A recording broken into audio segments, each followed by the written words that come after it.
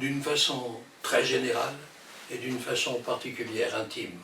Moi, comme beaucoup de gens, de personnes, j'ai été éduqué par l'environnement, par les arbres, par la prairie, par tout ce qui est autour de nous.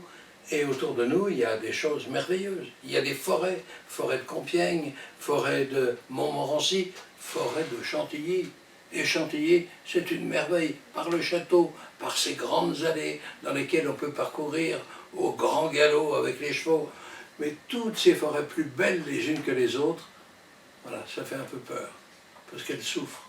Et elles souffrent, on ne le voit pas, des houppiers jusqu'aux racines des arbres. Ben voilà, il y a un équilibre qui devient fragile. Le chêne résistait, non pas face au roseau, mais il était robuste. Maintenant, il n'est pas robuste. Et d'année en année, le mal qui est autour de lui, s'accentue. Donc cette forêt, il faut continuer à rêver, parce que c'est le territoire des rêves, la forêt.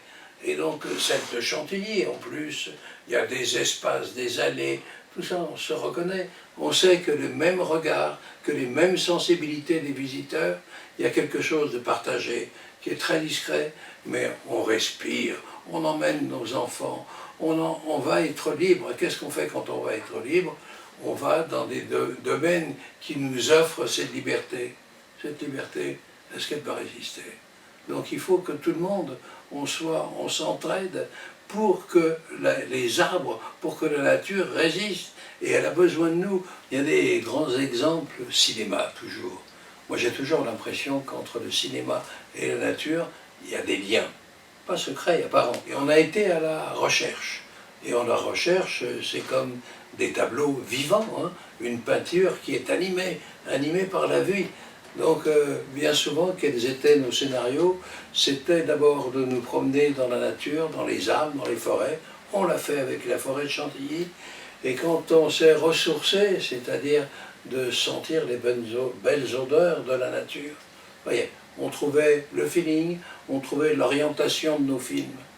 Je voudrais que quand on continue à penser, à rêver des beaux arbres, que ce soit une source d'inspiration. La forêt, quand on parle de mystère, c'est un mystère qui est à côté de nous, qui est ouvert. Et donc, le cinéma, vous savez, le cinéma, ce qui est intéressant, c'est que ça nous ouvre d'autres perspectives. D'un seul coup, on a un regard un peu plus précis, perçant.